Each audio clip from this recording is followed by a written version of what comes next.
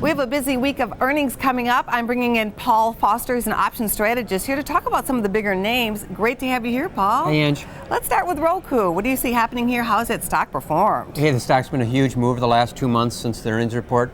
Volatilities are really expensive. Earnings are out midweek. Volatilities are about 150. Looking for price movement at the money straddle over 11%. So that's a big move there. Are they bullish or bearish on this stock? Hey, they're leaning to at the money puts in the weeklies for this week, and those prices are bid up.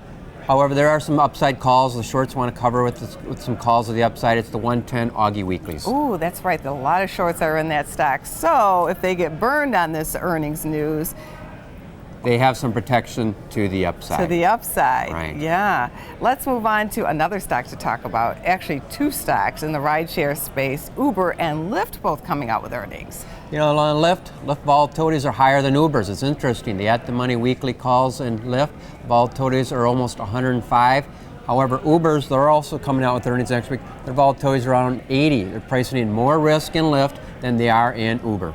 All right. So what would you think as far as being like bullish or bearish on either one of those stocks? Hey, the paper's leaning to the puts on the Uber stocks.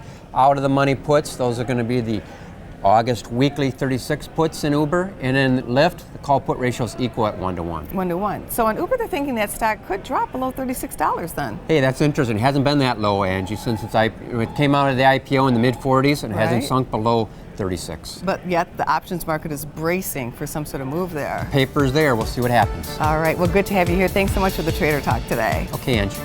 For more Business First AM, check us out on social media. We're on Facebook, YouTube, and Twitter. And go to businessfirstam.com for where to see our show on TV.